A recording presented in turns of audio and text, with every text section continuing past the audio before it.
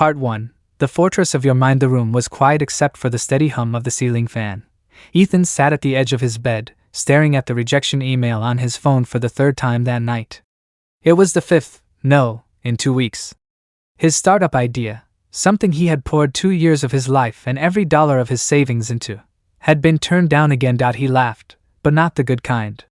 It was the sharp, bitter laugh of someone who'd been pushed to the edge. Maybe they're right, he whispered to himself. Maybe I'm not good enough. Maybe I'm just done. If you've ever been there, broken, defeated, ready to throw in the towel, you know that place well. But here's the truth most people never learn. Every rejection, every betrayal, every door slammed in your face is not a sign to quit. It's fuel. The world doesn't break you. You only break when you surrender your mind. And that was the lesson Ethan was about to learn. The same lesson that has carried every self-made success story you've ever admired. The birth of the fortress. Ethan didn't realize it at the time, but the moment he decided to take control of his mind, his life started to change. It began with a single thought.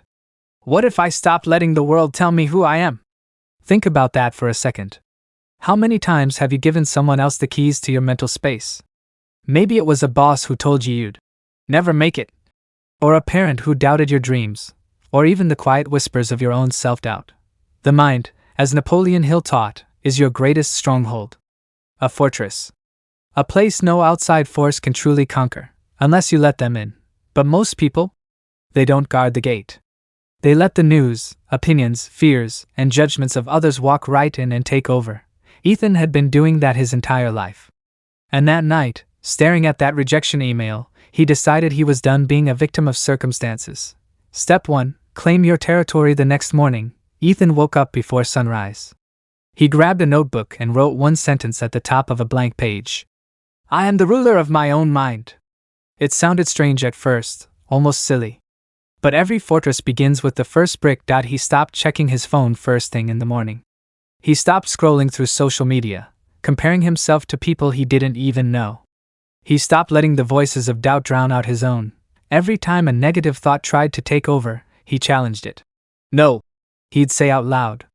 That's not my thought. That doesn't belong here. And slowly, something shifted. His mornings became quieter. His focus sharpened.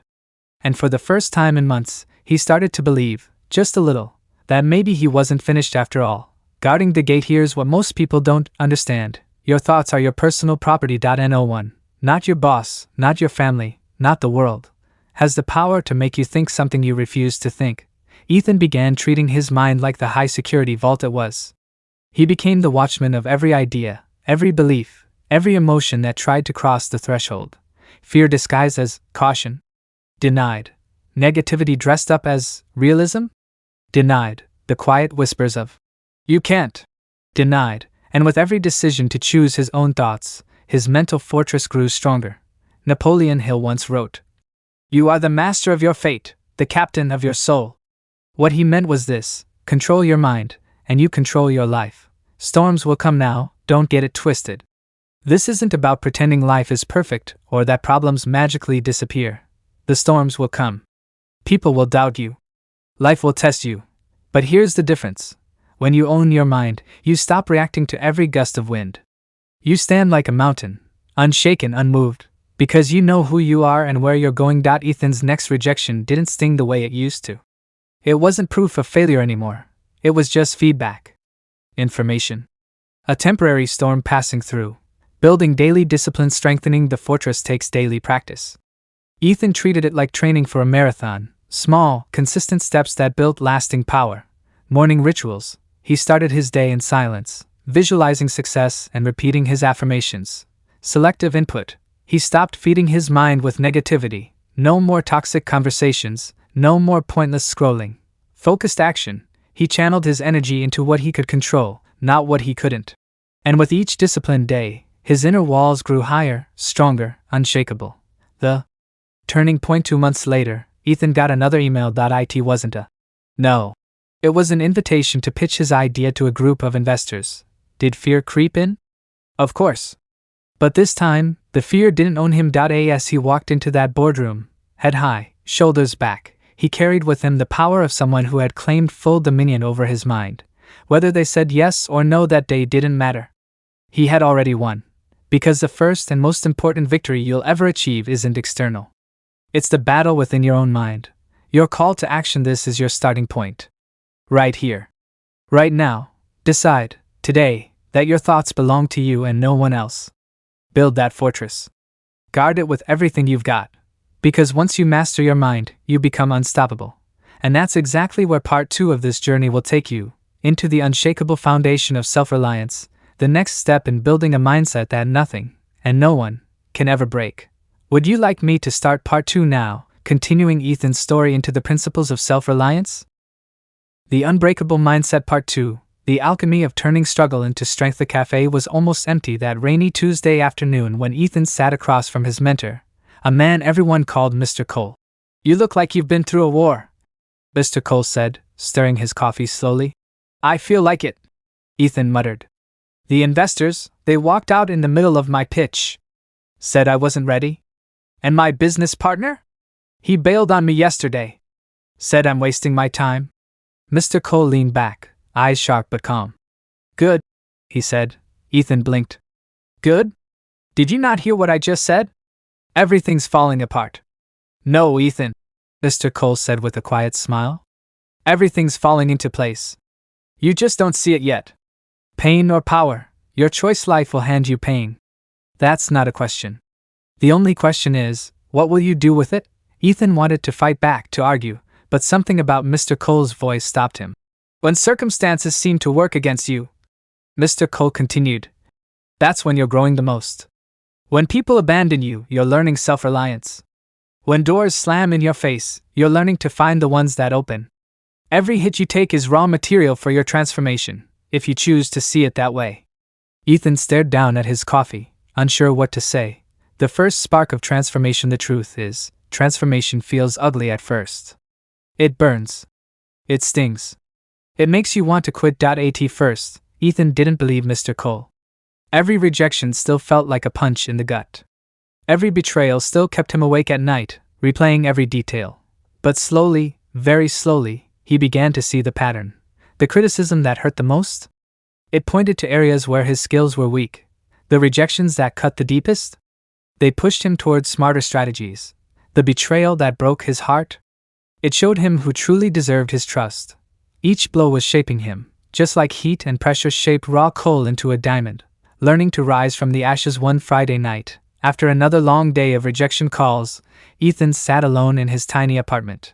His phone buzzed with a text from Mr. Cole. "You can stay in the ashes or you can rise. Your choice." See. Ethan closed his eyes. He realized something important in that moment. No one was coming to save him.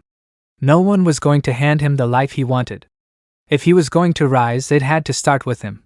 From that night forward, he made a decision. Every obstacle, every setback, every attack would become fuel. Nothing would be wasted. The Phoenix Rule. Mr. Cole called it. The Phoenix Rule. Every trial is a teacher, he explained one afternoon, as they walked through the park. Each enemy is an unwitting ally in your growth. And every obstacle?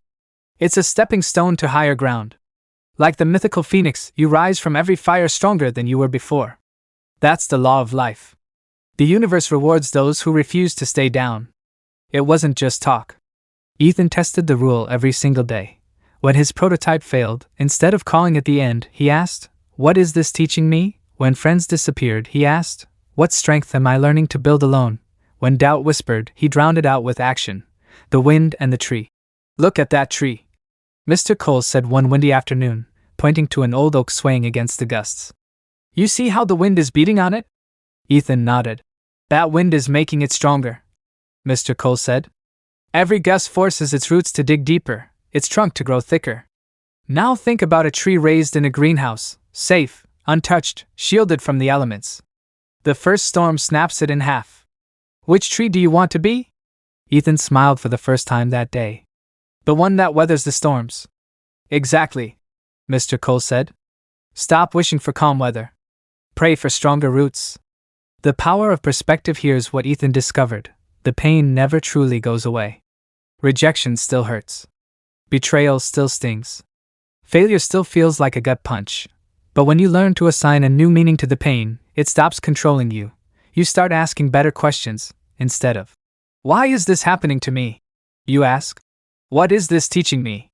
Instead of, "I failed," you say, "I learned."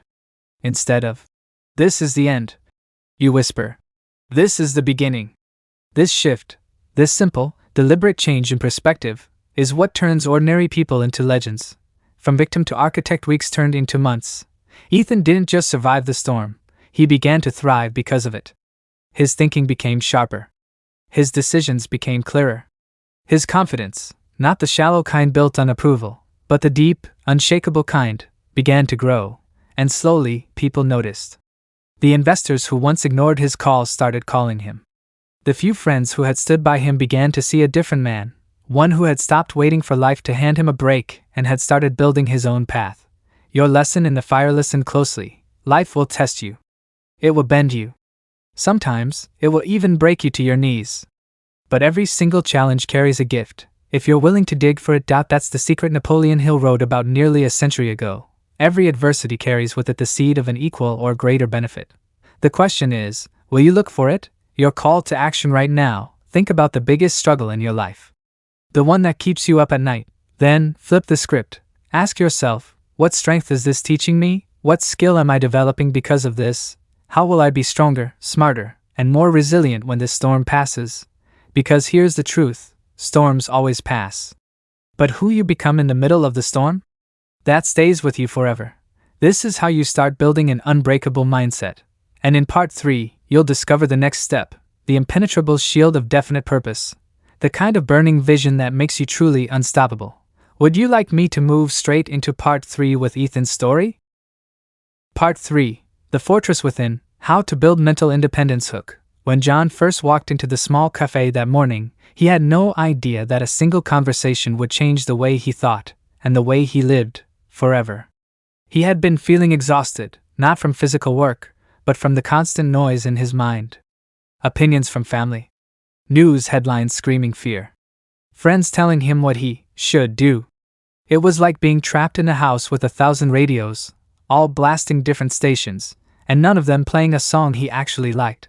But what he learned that day didn't just quiet the noise, it helped him build an unshakable fortress in his mind. John had always been a hard worker. He believed that if you put in the hours, success would eventually find you. But the truth was, he was tired of being jerked around by other people's opinions. One day someone told him to play it safe. The next day someone else told him to take wild risks. He jumped from advice to advice like a man chasing the wind. That morning, an older man named Richard, a mentor in the making, sat across from him, sipping black coffee. Richard didn't look extraordinary. But when he spoke, his voice carried the calm certainty of someone who had built his own foundation and guarded it well. "John," Richard said, "every compromise you make with yourself weakens your foundation. Every time you let someone else tell you what to think, you chip away at the walls that are supposed to protect you. And before you know it, your mind becomes an open house where anybody can walk in and rearrange the furniture." John blinked. "So what do I do? Shut everyone out? Ignore advice? I mean, isn't that dangerous?" Richard smiled. "Not at all. You don't build a fortress by locking every gate and living in fear. You build it by choosing who and what gets inside. You build walls strong enough to keep out what's harmful, but gates wide enough to welcome what's good." That idea struck John like a lightning bolt. The power of self-control. Over the next few weeks, Richard taught John that real freedom comes from self-control. When you choose to control your thoughts, to live by principles that don't change with every trend or opinion, no one can manipulate you. Think of it this way, Richard explained during one of their talks. If you've already chosen to live by your highest standards, you're untouchable. The world can't bribe you with approval or scare you with rejection. You've already decided who you are. At first, John struggled. He had been so used to running every decision through the filter of, "What will they think?" or, "What if I fail?" But each day he practiced. He started small, controlling his reactions, choosing his words carefully, refusing to let negative people set the tone of his day. Slowly, his mind became quieter, and that's when he started to notice something remarkable. Opportunities seemed to come out of nowhere. He was focused, grounded, and clear, and people could feel it. Building the mental fortress. One evening, Richard shared a secret John would never forget. "Your mind," Richard said, "is like a castle. Every thought that tries to enter is a visitor. And you, not your parents, not your boss, not the news, decide who gets past the gate. John pictured it clearly, a strong castle surrounded by high, clean walls. A single guarded gate. Every time a thought knocked, he asked the same questions. Is this thought helpful or harmful? Will this thought make me stronger or weaker? Does this idea move me toward my goal or away from it? It wasn't easy at first. Old habits fought hard. Negative thoughts tried to sneak in disguised as concern, or being realistic. But with practice, John got better at spotting the imposters and shutting the gate in their faces. And something incredible happened. Doubt started to fade. Fear began to shrink. For the first time in his life, John felt like he was steering the ship instead of being tossed around by the storm. Turning negativity away one afternoon, during a particularly rough week at work, John found himself surrounded by negativity. His coworkers complained about everything: the boss, the clients, even the coffee machine. Normally, their bad energy would have dragged him down like an anchor. But this time was different. He pictured his mental fortress and reminded himself, I decide what gets in. By the end of the day, while others were stressed and bitter, John felt calm and focused. That night, he called Richard. I think I finally get it, John said. It's not that negativity disappears. It's that it can't reach me anymore. That's right, Richard replied. Negativity will always be there. But now it bounces off you like arrows off armor. You've built something most people never will: control over your own mind. Mental independence. As the weeks turned into months, John's transformation became obvious. People started seeking him out for advice, drawn to the quiet confidence he carried everywhere he went. Richard explained why. Most people, he said, are like ships without captains. They let others steer their thoughts, and then they wonder why they keep crashing into rocks. But you've learned to navigate your own waters. That's mental independence, John. And it's the highest form of freedom a man can have. John realized that mental independence didn't mean ignoring others or shutting out the world. It meant taking full responsibility for what he allowed into his mind. He still listened to mentors, read books, and learned from people around him. But he always examined their ideas against his own principles before letting them settle in. And because of that, no one could control him anymore. Not fear. Not doubt. Not even the constant noise of the world.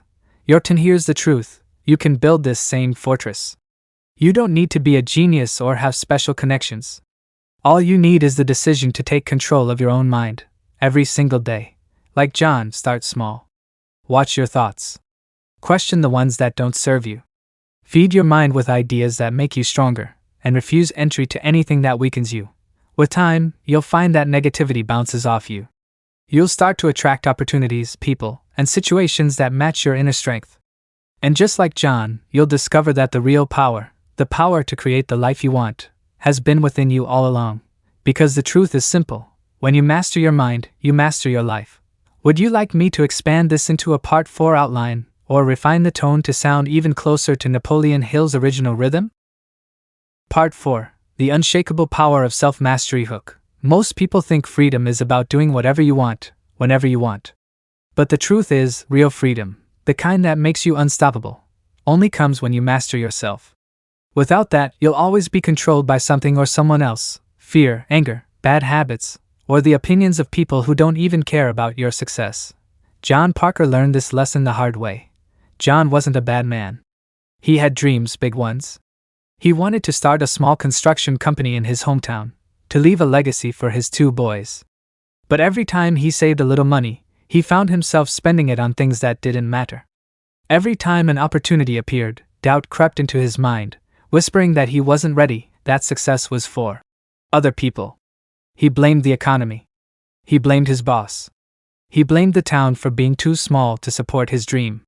What he didn't realize was this: the enemy wasn't outside, it was inside. One day, an old mentor named Mr. Raymond pulled John aside. "John," he said, "you're walking around like a man with no compass. You think you need the world to change, but what you really need is to change yourself.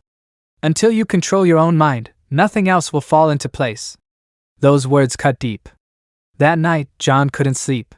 He realized he had never truly been in control of his thoughts, his time, or his habits. And that's when his transformation began. The law of self-mastery. Napoleon Hill often said, If you do not control your own mind, you can be sure it will control you. Self-mastery is the foundation of every great success story. Look at anyone who's built something extraordinary, from Henry Ford to modern entrepreneurs, and you'll see people who mastered their emotions, their time, and their thoughts long before the world noticed them. Here's the reality. Without discipline, opportunity slips away. Without focus, potential dies in confusion. Without emotional control, the smallest storm can sink your ship. Self-mastery doesn't mean perfection. It means building a mental fortress so strong that distractions, negativity, and fear can't knock you off course. Step 1. Controlling your thoughts. John's first step was learning to guard his mind like a soldier guards a post. Every morning before work, he sat quietly and asked himself 3 simple questions. 1. What do I want today? 2. What distractions will try to stop me? 3. How will I respond when they come? At first, it felt silly. But slowly, he started noticing a difference. When someone criticized his idea, he didn't get angry or discouraged. When fear whispered that he wasn't ready, he reminded himself that fear was just a voice, not a fact. Napoleon Hill taught that thoughts are magnets. If you feed your mind with doubt, you attract failure. Feed it with belief, and you draw opportunities toward you. John started replacing every negative thought with a positive one. Instead of, "I can't afford this," he told himself, "I will find a way to afford this." And you know what? Solutions began to appear. Step 2. Building discipline like a muscle. Next came discipline. John realized his mornings were sloppy. He'd wake up late, scroll through his phone, and rush out the door. So he started waking up an hour earlier. That hour became sacred, a time for reading, planning, and visualizing his future. At first, his friends laughed. "Man, what are you doing waking up at 5 a.m.? They teased. But John didn't care. He had discovered what few people ever understand. Discipline creates freedom. By controlling his schedule, John stopped feeling like life was running him. Instead, he was running his life. Each day, his confidence grew. And with that confidence came momentum, the quiet, unstoppable force that separates dreamers from doers. Step 3. Emotional control. The toughest battle John fought wasn't with his schedule, or even his thoughts. It was with his emotions. There were days when clients canceled contracts, when bills piled up, when everything seemed to be falling apart. The old John would have exploded, blaming others or giving up entirely. But the new John reminded himself of Hill's wisdom. Control your emotions, or they will control you. When anger rose, he paused and asked himself, will this reaction move me closer to my goal or push it further away? That one question became his secret weapon. Slowly, frustration turned into patience. Fear turned into curiosity. Problems turned into opportunities to learn, and that's when the world started to notice. The turning point. One afternoon, John got a call from a local developer. They needed someone reliable to handle a big renovation project, someone who could manage deadlines and stay calm under pressure. They chose John. That one contract changed everything. His reputation grew. His income grew. Most importantly, his belief in himself grew. People in town started asking, "What's your secret, John? How did you turn it all around?" His answer was simple. "I stopped trying to control everything outside of me. I learned to master what's inside." Lessons for you. John's story isn't unique, it's a blueprint. Here's what you can take from it. Guard your thoughts. Every idea is a seed. Decide which ones you'll water.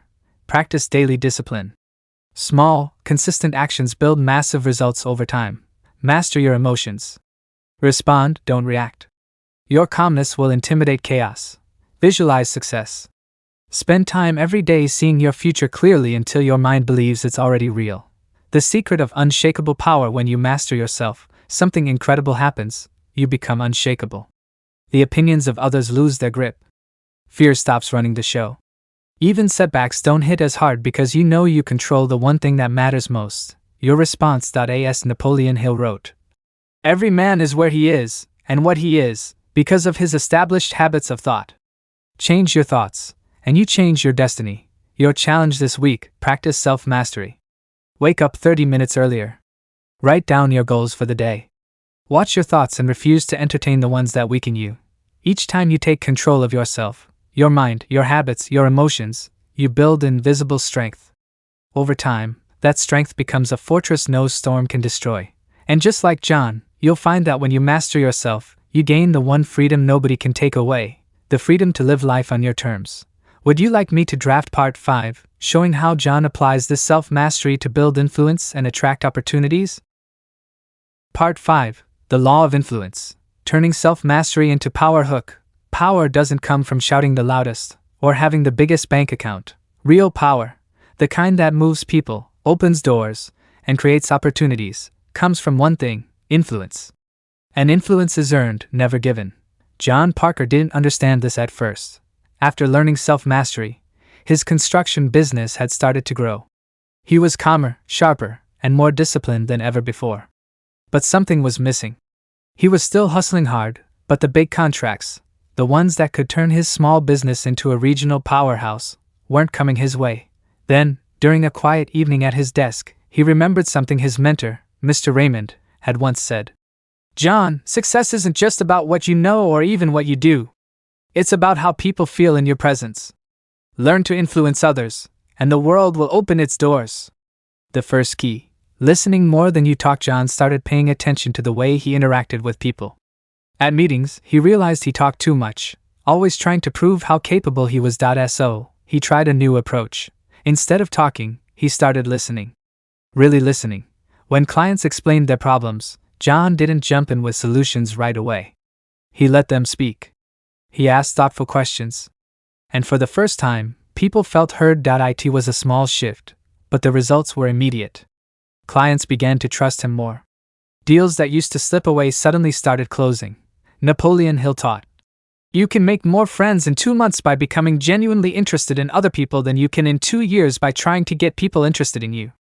John discovered that truth firsthand. The second key: building unshakable trust. Influence isn't built on charm. It's built on trust. John made a commitment: always deliver more than expected. If he promised a job would be finished in 30 days, he finished in 25. If he said he'd fix a mistake, he fixed it without excuses or delays. Word spread quickly. Soon, people started calling him not just because of his skills, but because they trusted him. One client told him, "John, you're the only contractor I don't have to babysit. You do what you say, every single time." That kind of trust is rare, and it became John's greatest currency. The third key: mastering your presence. John noticed something else. The way you carry yourself, your energy, your confidence, your calm, is contagious. At first, he didn't understand why some meetings went better than others. Then he realized the difference. When he walked in with confidence and calm authority, people respected him more. So he began to prepare himself mentally before every interaction. 10 minutes of quiet visualization, breathing, and positive self-talk before stepping into a room. And just like that, the energy shifted. Clients leaned in when he spoke. Competitors started treating him with respect. People wanted to be around him and do business with him. Hill wrote, "No one is impressed with the man who has no confidence in himself." John learned that influence begins with the way you see yourself. The turning point: a year after mastering these principles, John got an unexpected call. A major developer in the city, someone John had admired from afar, invited him to bid on a massive commercial project. "Everyone I talked to said the same thing," the developer told him. "They said you're the man who keeps his word. That's the kind of person I want to work with." John won the contract. And with it, his business jumped to a whole new level. The power of the mastermind. As his business grew, John remembered another lesson from Napoleon Hill: no man succeeds alone. He started forming his own mastermind group, a small circle of people with different skills but the same hunger for growth. They met every week, sharing ideas, solving problems, and holding each other accountable. This group became his secret advantage. When he faced tough decisions, they offered insights he never would have seen on his own. When he doubted himself, they reminded him of his progress. Hill wrote that when 2 or more minds come together with harmony and purpose, a third mind is created, a source of ideas and strength greater than any one person could produce. John found that to be true. Influence in action. Influence isn't about manipulation. It's about service. John started using his growing influence not just to grow his business, but to help others. He hired local kids as apprentices, teaching them the trade. He sponsored community events.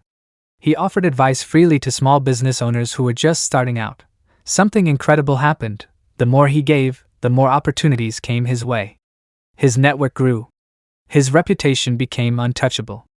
People wanted to see him win, because he helped others win first. The lessons of influence. By now, John had discovered what few people ever understand: listen deeply. People trust those who truly understand them. Keep your word. Reliability is rare. Become known for it. Project confidence. People follow those who believe in themselves. Build alliances. Success multiplies when you surround yourself with the right people. Serve first. Influence grows when your focus shifts from "what can I get?" to "what can I give?" The quiet power. There's a quiet power in influence. It doesn't need to shout. It doesn't need to demand. By the end of his second year in business, John realized something profound. Success wasn't about working harder than everyone else. It was about becoming the kind of person people naturally want to follow, trust, and support. As Hill once said, "Success comes to those who become success conscious." John had stopped chasing opportunities, and instead, opportunities were chasing him. Your challenge: if you want to build influence like John, start small. Spend the next week focusing on listening more than talking. Keep every single promise you make, no matter how small. Practice carrying yourself with calm confidence, shoulders back, eyes up, voice steady. Look for one way each day to help someone else succeed. Over time, you'll notice the shift. People will start to see you differently. Opportunities will appear where none existed before. Because influence isn't something you demand. It's something you earn, through self-mastery, trust, and consistent action. Would you like me to create part 6, where John learns how to transform influence into lasting wealth and legacy? Part 6, Legacy, the final step to greatness. Hook. Success isn't the cars in your driveway. It isn't the number of zeros in your bank account. True success, the kind that leaves an unshakable mark, is measured by what you leave behind. John Parker stood on the balcony of his new office tower, watching the city skyline as the sun dipped below the horizon. The man who once scraped by, chasing every small opportunity, was now a force in the construction industry. His name carried weight. His business spanned 3 states. He had influence, wealth, and respect. But as he looked out over the city, a quiet thought entered his mind. Is this all there is? The awakening. It wasn't dissatisfaction, not exactly. It was something deeper. John realized that every building he had constructed, every deal he had closed, every dollar he had earned, it would all fade one day. That night, he found himself flipping through an old copy of Napoleon Hill's Think and Grow Rich. He stopped on a single line he had underlined years ago. No man can succeed in a line of endeavor which he does not like. A man's greatest success comes when he does work that he loves and does it for the benefit of others. John leaned back in his chair and whispered to himself, "It's time to build something that will outlast me." The legacy shift. The next morning, John called a meeting with his core team. "I've been thinking," he said. "We've built buildings. We've built wealth. Now it's time to build people." At first, they didn't understand. But over the next hour, he laid out his vision: a training academy for young tradesmen who couldn't afford college, scholarships for kids in underserved communities, a mentorship program pairing seasoned professionals with ambitious beginners. This wasn't just about charity.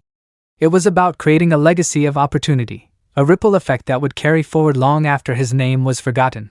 The resistance. Not everyone supported the idea. "John," his CFO said, "this will cut into our profits. It's not sustainable." But John smiled.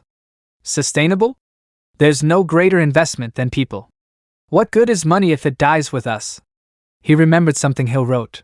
"The man who does more than he is paid for will soon be paid for more than he does." So, he pressed forward, knowing that true wealth multiplies when shared. The first graduate. A year later, the first class of apprentices graduated from his program. Among them was a young man named Luis, a quiet kid who had grown up in a rough neighborhood and had nearly dropped out of high school. With John's program, Luis found purpose. He learned the trade, developed discipline, and gained confidence. On graduation day, as Luis accepted his certificate, he looked at John and said, "You didn't just teach me how to build buildings, sir. You taught me how to build myself." That single sentence hit John harder than any business milestone ever had. The law of legacy. As the years passed, John began to understand a universal truth. Success is what you achieve. Legacy is what you give. His influence, once limited to his business circle, began to spread across the community. Local news outlets started telling his story. Parents brought their children to meet him, saying, "This man believed in building people, not just buildings."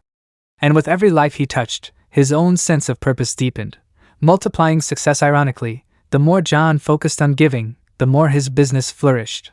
Clients admired his vision and sought him out, wanting to align themselves with someone who stood for something greater. Top talent joined his company, eager to work for a leader with heart. Napoleon Hill had been right all along. When you serve others with genuine intent, success circles back to you in ways you could never predict. Reflection. One quiet evening, years later, John sat at his desk. Older now, his hair silvered but his eyes still sharp. He wrote a letter to his younger self. Dear John, you thought success was about running faster, working harder, and proving yourself to the world. But the real secret, the one no one told you, is that success is about becoming the man others can count on. Influence builds wealth. Legacy builds immortality. And the day you stop thinking about what you can take and start focusing on what you can give, that's the day you truly start living. He sealed the letter and tucked it into a small box labeled simply, Lessons Learned. Your legacy. John's story is not unique. It's the story of every man or woman who discovers the deeper laws of success. Napoleon Hill taught that wealth, influence, and opportunity are tools, not destinations. The destination is impact. So ask yourself, what will remain when you are gone? Whose life will be better because you lived? What seeds are you planting today that will grow long after you're gone? The final truth. In the end, greatness is simple. Master yourself. Build influence through service. Create a legacy by giving more than you take. Because when you do, you'll find what John found: peace, purpose, and the quiet power of a life well lived. And that, not the money, not the fame, is what it truly means to grow rich. A call to action. John Parker's journey is proof that Napoleon Hill's principles aren't just theories. They're timeless laws. Now, it's your turn. Take action today. Begin with one habit, one promise kept, one person helped. Then share this story with a friend, a colleague, someone who needs to hear that success is within their reach. And if you've followed this series, like, share, and comment below to tell me how you're applying these lessons in your own life. Because your legacy begins now.